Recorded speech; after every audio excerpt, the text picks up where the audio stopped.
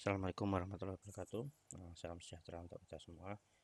Setelah kemarin mengenal apa itu data mining, jadi sekarang kita masuk ke tahapan-tahapan atau fase-fase data mining. Jadi setelah kemarin kita mengenal apa itu data mining, cara kerjanya seperti apa, konsep-konsepnya di materi pertemuan pertama. Kemudian kita belajar apa itu fase-fase data mining. Ya, menurut CRSP DM Cross Industry Standard Process for Data Mining yang ditulis oleh Larousse 2006, ada 6 fase untuk data mining. Antara lain fase pemahaman bisnis, itu kemudian fase pemahaman data, kemudian fase pengolahan data, kemudian fase pemodelan, kemudian ada fase evaluasi dan fase penyebaran atau implementasi. Ya, jadi kenapa di sini fase pemahaman bisnis penting yang pertama, ya, jadi kita harus tahu juga bisnisnya itu yang dijalankan apa, ya. Jadi kita harus mengerti konsepnya bisnisnya apa yang akan kita gali datanya, ya. Jadi contoh di bidang keuangan atau di bidang teknologi atau di bidang government dan sebagainya. Jadi itu yang paling utama, karena kita tidak akan tahu nanti pengolahannya seperti apa kalau kita tidak tahu konsep bisnisnya. Ya, setelah mengerti konsep pemahaman bisnisnya, proses yang kedua yaitu fase kedua adalah pemahaman data. Jadi itu juga penting. Jadi data apa nanti yang akan kita ambil. Contoh nanti kalau di keuangan, tadi yang di bisnis keuangan perbankan, kita ingin mencari data-data nasabah yang kira-kira nasabah ini yang bermasalah, dalam artian pengembalian kreditnya dan sebagainya itu nanti bisa terjadi masalah. Atau nanti bidang teknologi seperti yang kemarin saya ceritakan, kira-kira yang intens dalam penggunaan aplikasi atau mencari bug-bug yang kira-kira sekiranya nih yang dari sebuah aplikasi, atau atau mungkin yang di bidang government, ya, hal-hal yang berhubungan dengan government, tingkat kepuasan dari sebuah pemerintahan dan sebagainya. Jadi macam-macam. Jadi pemahaman datanya harus benar-benar tahu. Itu yang data-data yang model selain pemahaman data seperti itu, jadi data-data apa yang diolah, kita juga harus tahu datanya itu dalam bentuk apa, ya. Contoh teks, image, voice dan sebagainya, kita harus tahu juga. Kalau yang sudah terstruktur, contoh kayak umpamanya sebuah karyawan gitu kan, pemahaman data dari sebuah karya atau universitas gitu, datanya jelas, mahasiswa, dosen, itu sudah terstruktur, sudah sangat jelas, ya, mata kuliah atau nilai dan sebagainya. Ya, kita harus tahu juga. Kita mau mencari kalau kemarin contohnya adalah absensi di sebuah perusahaan, berarti di situ kita harus mau lihat pola-polanya nih, yang sering telat atau tidak telat dan sebagainya, itu yang sudah terstruktur jelas. Tapi bagaimana yang tidak terstruktur, ya. Jadi kalau yang tidak struktur seperti image yang kemarin saya contohkan adalah sentimen analisis, itu yang berupa teks atau spam teks, atau nanti bisa jadi juga video processing, ya, atau computer vision yang berhubungan dengan video-video. Jadi adalah contoh di CCTV, melihat CCTV sebuah jalan, ya, atau image processing, pengenalan sebuah deteksi sebuah objek atau pengenalan sebuah wajah dan sebagainya. Nah, itu setelah kita tahu pemahaman datanya yang ternyata tidak terstruktur, maka kita masuk ke fase pengolahan data. Di fase pengolahan data ini menjadikan semua data tersebut menjadi lebih terstruktur, ya. Jadi data-datanya lebih terstruktur, yaitu ada satu nama nanti prosesnya adalah pre-processing. Ya, di sini adalah proses-proses pre-processing, ya. Jika data sudah kita lakukan pre-processing, ya, pre-processing nanti ada banyak, ya, salah satunya nanti yaitu satu pre-processing, kemudian kita juga ada nanti namanya fitur reduksi, fitur reduction, atau fitur seleksi, ya. Jadi nanti ada macam-macam, ada fitur seleksi, fitur ekstraksi, kemudian fitur reduksi, ada preprocessing itu sendiri dan sebagainya. Itu masuk di pengolahan data. Setelah data kira-kira nanti termasuk nanti imbalancing, jadi datanya jangan sampai tidak seimbang dan sebagainya lah. Setelah itu semua sudah dilakukan pengolahan, maka kita masuk ke fase pemodelan. Ya, di fase pemodelan ini yang paling penting kita menggunakan beberapa model-model yang nanti kira-kira yang sesuai dengan yang kita butuhkan di bisnis kita. Ya, jadi banyak nanti pemodelan ya. Pada saat pemodelan ini nanti kita gunakan sekiranya apa yang nanti bisa atau sesuai berguna. Contoh, kalau kita mau melakukan klasifikasi, berarti kita nanti gunakan model-model klasifikasi. Kalau kita mau melakukan forecasting, kita menggunakan model-model yang atau metode-metode yang biasa digunakan untuk forecasting. Begitu juga dengan prediksi, ya seperti itu. Atau nanti kita akan melakukan clustering, pengelompokan, berarti kita menggunakan model-model yang sering dipakai untuk pemodelan clustering. Ya, oke. Setelah kita melakukan pemodelan dengan beberapa metode nanti yang kita gunakan, atau kita mengkombinasi dari beberapa metode, kita melakukan proses yaitu fase evaluasi. Ya, di sini fase evaluasi sangat penting. Jadi nanti kita setelah tadi berhasil melakukan pemodelan, kita harus melakukan evaluasi. Bagaimana hasil dari evaluasinya tersebut? Ya, hasil dari model tersebut apakah tinggi, layak digunakan untuk ke fase selanjutnya, yaitu fase implementasi. Ya, kalau ternyata modelnya ternyata masih kurang, sudah selesai tapi ternyata masih 70%, berarti masih bisa ditingkatkan. Ya, bagaimana caranya? Yaitu mungkin bisa dilakukan pada fase yang lebih awal, yaitu pengolahan data, bagaimana kita mengekstrak fiturnya lebih baik, atau melakukan seleksi fitur yang terbaik yang dipilih, seperti itu, atau melakukan reduksi, jadi data-data yang tidak perlu digunakan kita bisa lakukan reduksi, ya, reduksi seperti itu. Nah, nanti dan melakukan pemilihan model yang terbaik atau mengkombinasikan, dan nanti setelah itu akan menghasil kita lakukan evaluasi lagi. Jika ternyata hasilnya sudah lumayan tinggi, sekitar di atas 80 atau kalau bisa di atas 90%, oke, kita bisa lakukan implementasi. Karena itu sudah sangat bagus ya, sudah di atas 90% itu berarti model yang kita buat sudah sangat bagus, seperti itu. Ya, ini adalah fase-fase dari data mining menurut CRISP for data mining. Kemudian metode-metode data mining ya, seperti tadi yang sebelumnya adalah fasenya. Di sini ada metode berarti tahap pemodelan. Jadi tahap pemodelan ada yang yaitu asosiasi. Gitu. Apa asosiasi? Itu metode yang digunakan untuk menemukan aturan asosiatif antara sebuah kombinasi item. Jadi gini, yang paling sederhana adalah contoh di orang belanja di swalayan itu kan, ya kadang orang beli es krim, ya kalau dia beli es krim biasanya dia membeli apa atau pasangannya, ya contoh orang beli susu biasanya dia beli snack, kalau dia beli es krim dia biasanya beli snack atau beli roti dan sebagainya. Ya, jadi nanti kita bisa tahu apa sih kombinasi atau asosiasi ini yang dilakukan orang. Kalau dia mau membeli produk tertentu A, kemudian dia biasanya membeli produk tertentu B. Jadi nanti dari situ kita bisa melakukan pengolahan data selanjutnya. Contoh displaynya kalau berarti dengan ada 1000 orang yang membeli es krim, hampir rata-rata dia pasti membeli makanan kecil. Jadi nanti di situ kita akan mendisplay produk-produk itu berdekatan, tidak terlalu jauh. Jadi harapannya dia kalau membeli dia bisa lihat, karena dari informasi sebelumnya banyak orang membeli es krim pasti belinya produk B yang satunya, seperti itu.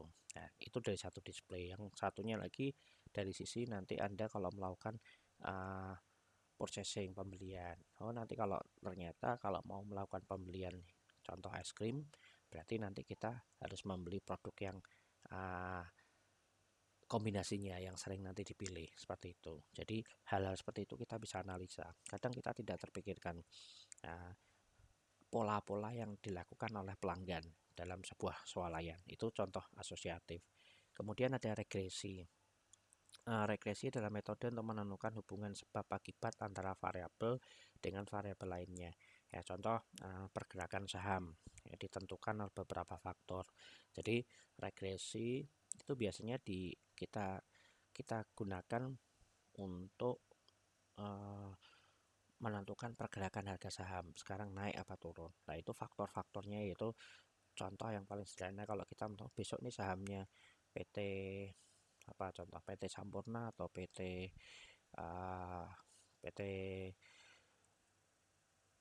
Pertamina Terbuka atau Indofood dan sebagainya, kira-kira bagaimana nih lah yang sering dilakukan oleh pialang-pialang saham atau itu yang sering dilakukan yaitu memantau atau melihat faktor-faktor kinerja perusahaannya, ya bagaimana perusahaan dalam 5 tahun atau 10 tahun terakhir, trennya seperti apa, naik atau turun atau seperti apa, itu nanti akan dianalisa.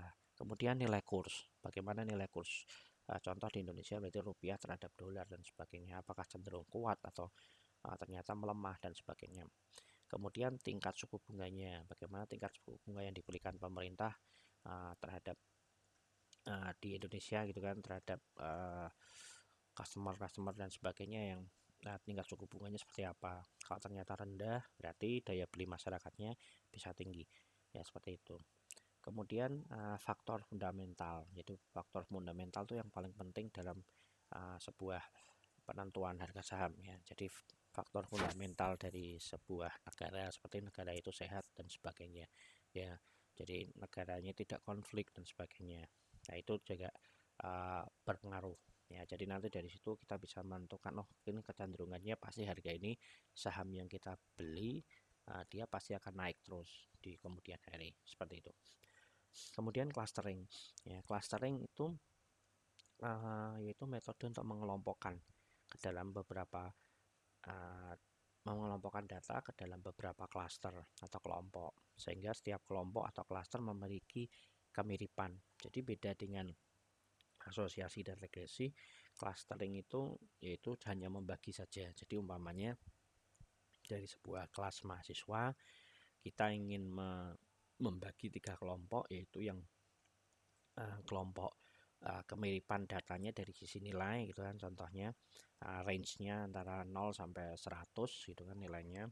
Ya, dari situ kita akan bagi kelompok, yaitu pandai, biasa, dan kurang pandai, seperti itu. Nah, nanti pada saat itu metode akan membagi ketiga kelompok tersebut ya, seperti itu. Jadi nanti yang data-datanya mirip, range-nya, oh contoh dia yang pandai dia akan masuk ke kelompok pandai, biasa masuk ke kelompok biasa, kurang pandai akan masuk ke kelompok kurang pandai. Kemudian ada klasifikasi. Nah, ini yang sering digunakan klasifikasi, yaitu metode pengelompokan data yang sesuai dengan ciri dan karakteristik data tersebut. Nah, ini nanti bedanya dengan clustering. Clustering itu tidak ada data latihnya. Jadi dia unsupervised learning. Datanya hanya dikelompokkan seperti itu. Nah, beda dengan klasifikasi. Klasifikasi ada kelasnya, ada labelnya. Ya, nanti akan saya jelaskan. Jadi contohnya, contoh ada sebuah image atau gambar scan dari torak paru-paru seperti itu ya. Nah, dari situ nanti ada 1000 atau 2000 data ya. Dari data itu akan kita lakukan training setelah melakukan preprocessing ya. Setelah melakukan preprocessing kemudian dilakukan modeling. Dari data yang 2000 itu dilakukan training ya, jadi dilatih, komputernya dilatih bahwa gambar seperti ini dengan macam-macam gambar, ada 2000 gambar, ini adalah sakit paru-paru atau TBC dan sebagainya lah, contoh, atau sakit jantung dan sebagainya. Nah, setelah data itu tersimpan ya, sudah ada modelnya, kemudian kita scan data lagi ya, sebagai untuk data testing. Ada sebuah image lagi kita scan. Nah, di situ nanti akan menunjukkan, oh bahwa ini kecenderungannya sakit paru-paru atau TBC atau jantung ternyata tinggi 90%. Nah, berarti dia memang sakit. Ya, seperti itu konsepnya. Jadi ada data latih sebelumnya yang kita latih. Ya, beda dengan clustering, tidak ada, dia hanya dikelompokkan saja. Nah, kalau di data diklasifikasi berarti ada data sebelumnya yang sebagai patokannya atau belajarnya dia, ya, sebagai pembelajarannya. Ya, makanya nanti klasifikasi, nah itu hampir rata-rata dia ya memang klasifikasi supervised learning. Jadi datanya ada kelasnya. Ya, nanti saya jelaskan apa itu supervised learning. Kemudian ada lagi nanti metodenya adalah prediksi. Ya, metode untuk memprediksi variabel tertentu yang tidak ada dalam suatu data. Contoh, ada data baru, kita bisa memprediksi bahwa data tersebut masuk ke dalam kelompok yang mana. Ya, jadi hampir mirip sebenarnya dengan clustering. Ya, hampir mirip dengan clustering. Ya, tetapi di sini dia nanti ini bukan hampir mirip dengan clustering, hampir mirip dengan forecasting yang nanti saya akan jelaskan. Ya, jadi dia nanti bisa mirip dengan forecasting dan mirip dengan klasifikasi seperti itu. Jadi nanti ada data diprediksi kira-kira ini masuk kelompok yang mana, ya seperti itu. Nah, bedanya dengan prediksi, kalau forecasting itu sama, hampir mirip seperti tadi, cuma dia ada history yang ada di belakangnya. Ya, contoh kita punya data saham seperti tadi yang saya jelaskan, ada data perakiraan cuaca. Ya, dari data saham atau perakiraan cuaca kita bisa meramalkan atau melakukan forecasting kira-kira di tahun depan atau di hari berikutnya atau di masa datang kecenderungan harga saham itu naik apa turun dari data-data sebelumnya atau dari data-data sebelumnya cuaca. Ya, cuaca nanti kita bisa tahu memperkirakan bahwa besok, lusa atau minggu depan akan terjadi hujan angin, cerah dan sebagainya atau berawan seperti itu. Ya, oke. Nah, ini seperti tadi yang saya jelaskan, jenis-jenis data pada data mining supervised learning, yaitu sesuai namanya algoritma supervised learning merupakan algoritma machine learning yang proses pembelajarannya di bawah pengawasan guru atau supervisor. Maksudnya di sini bukan guru secara eksplisit, bukan. Ya, jadi di sini adalah maksudnya adalah label atau kelas. Ya, algoritma ini memerlukan data label untuk membangun sebuah model yang tingkat akurasinya bisa ditingkatkan dari waktu ke waktu. Semakin banyak model untuk mengelola data, maka tingkat keakurasiannya semakin tinggi. Ini di sini supervised learning kuncinya adalah dataset. Jadi kalau datasetnya kita semakin banyak, semakin bagus trainingnya, harapannya yaitu testingnya nanti untuk melakukan klasifikasi dia bisa lebih akurat seperti itu. Nah, sedangkan kebalikannya adalah unsupervised learning. Jadi kebalikan dari supervised, data unsupervised tanpa pengawasan atau tanpa label, tanpa kelas. Ya, contoh yang sederhana seperti ini. Nilai mahasiswa gitu kan. Nah, NIM-nya 102, nama Dendra. Kemudian nilai contoh aja yang pamannya nilainya 90, kemudian kelasnya di sini pandai, ya. Kemudian atau mungkin yang paling sederhana gini, yang dia Pak pandai, kemudian IPK-nya ada contoh seperti itu. Nanti di sini ada kelasnya pandai. Kemudian mahasiswa yang kedua ada NIM, nama, kemudian nilainya, kemudian IPK-nya, kemudian umur mamanya seperti itu. Dia kelasnya adalah kurang. Kemudian ada lagi seperti itu, nanti kelasnya adalah tidak pandai seperti itu. Nah, datanya itu kita banyak, tapi ada kelasnya, ada informasi di bahwa nilai-nilai itu mengacu pada ke label kelasnya seperti itu. Nah, dari data itu nanti kita bisa melakukan training. Ya, mungkin analoginya kalau anak kecil kita ajarin, ya, jadi nanti anak kecil kita ajarin, oh itu mobil, itu adalah sepeda, itu adalah motor. Pada suatu saat nanti kita tanya lagi, ada model yang mirip dengan motor yang kemarin-kemarin kita lihat kan, dia bisa langsung tahu, oh itu mobil Pak, itu motor, itu sepeda, seperti itu. Jadi kita latih sebelumnya ya bahwa atribut-atribut dari data itu ada kelasnya. Contoh tadi kalau data mobil berarti atributnya ada banyak atribut yang menempel pada mobil. Contoh modelnya, bentuknya, ukurannya, panjangnya, ya. Kemudian ada bannya jumlahnya 4 dan sebagainya bahwa itu mobil ukuran segitu.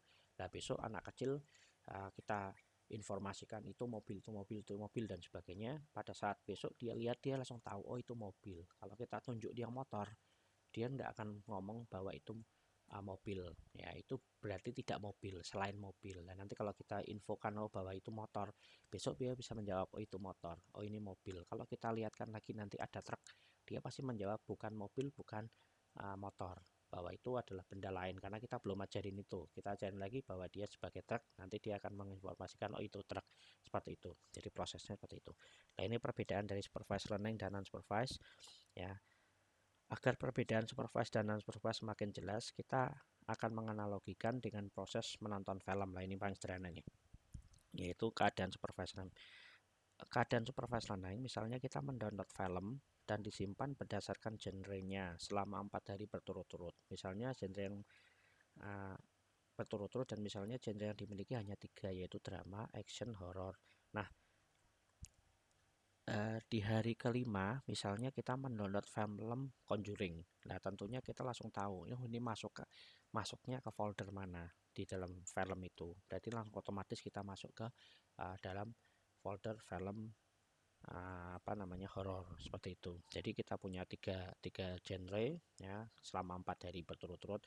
Anda nonton mungkin drama, K-pop dan sebagainya, atau drama romance, kemudian nonton action gitu kan, action, kemudian nonton horor lah. Besoknya di hari kelima kita nonton film Conjuring. Nah pada saat itu kita tahu karena kita sudah tahu polanya, oh bahwa kalau yang film seperti ini tuh masuknya ke horor ya, seperti itu. Nah kemudian kalau unsupervised kita disuruh nonton dalam waktu 5 hari, tapi di situ tidak ada labelnya ya, tidak ada labelnya.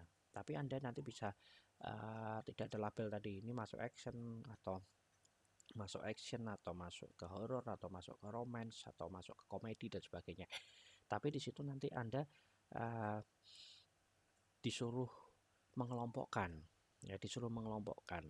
Nah yang paling sederhana kita contoh, kita tentu akan membuat kelompoknya. Oh ini masuknya, oh ini bagus, sangat bagus, ini tidak bagus, seperti itu aja. Jadi tidak ada labelnya seperti tadi, tapi Anda hanya mengelompokkan ya. Contoh ini bagus, tidak bagus, ini filmnya ini bagus nih, oh ini tidak bagus, ini jelek, oh ini sangat bagus sekali lah, seperti itu. Anda bisa mengelompokkan itu. Nah itu unsupervised, jadi tidak ada labelnya, tidak ada label yang memang Anda nanti terapkan di situ. Anda hanya kelompokkan aja, terserah. Kalau Anda mau kelompokkan menjadi 4, contoh film tadi ya bisa ya, contoh dari durasinya ya, durasinya pendek Anda tambahkan, terserah, jadi bebas. Yang penting Anda kelompokkan aja karena kemiripan datanya mirip, nanti dia akan mengelompokkan sendiri ya. Kemudian ada semi supervised, yaitu penggabungan dari data supervised learning dan unsupervised learning. Itu tadi yang data berlabel dan tidak berlabel ya. Oke seperti itu jenis-jenisnya. Nah ini contohnya sampel supervised learning dan unsupervised learning ya. Contoh berat 60 kg, tinggi 170, jenis kelaminnya adalah laki-laki, labelnya kurus. Kemudian 63 kg, 175, jenis kelamin laki-laki, labelnya kurus. Terus nanti ada 65, tinggi 165, berat 65, tinggi 165, jenis kelamin perempuan, labelnya gemuk. Kemudian nanti itu Anda punya banyak data itu, sampai ribuan data contoh.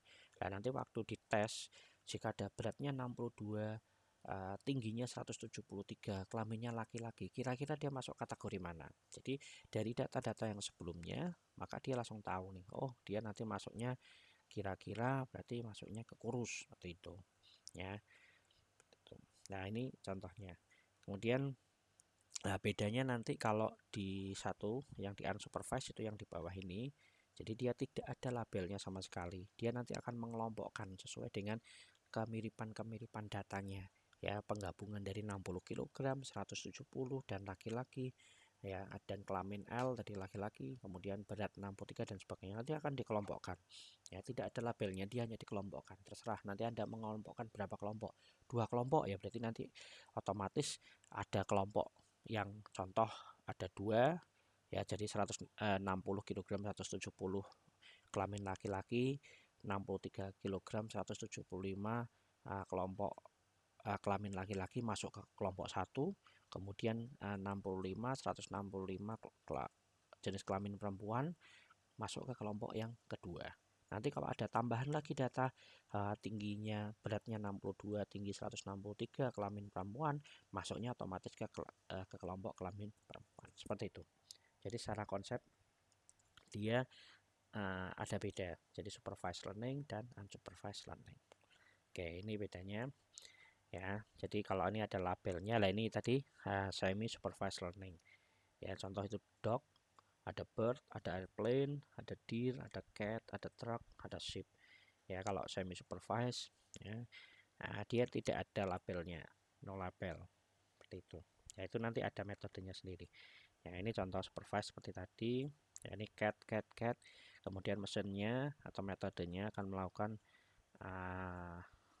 pembelajaran ya pada saat nanti ada pertanyaan ini ya, ada pertanyaannya seperti ini cat ini masuk mana, dia nanti akan mengkategorikan oh ini cat ya, ini masuknya akan mengkategorikan ini no cat ya, seperti itu karena labelnya adalah cat dan no cat, contoh seperti itu ya. Kemudian ini unsupervised ya, dia hanya ada kelompok seperti ini, tidak ada labelnya ya, beda tadi yang sebelahnya adalah ada labelnya ya, cat kalau dia tidak ada dia akan dikelompokkan, oh yang ini mirip ya, karena mungkin warnanya atau modelnya mirip, dia akan dikelompokkan ke grup pertama, kemudian ini akan dikelompokkan ke grup yang kedua ya, konsepnya seperti itu. Oke, sampai sini sebelum masuk ke pengertian data, itu adalah konsep-konsep dari lanjutan kemarin, konsep dari data mining, yaitu nanti yang kita tahu juga fase-fasenya data mining apa, dan yang kedua adalah metode data mining, kemudian adalah jenis data pada data mining, kemudian adalah sampel-sampelnya. Oke, seperti itu. Terima kasih. Saya akan lanjutkan untuk materi pembahasan yang materi ketiga, yaitu apa itu data ya.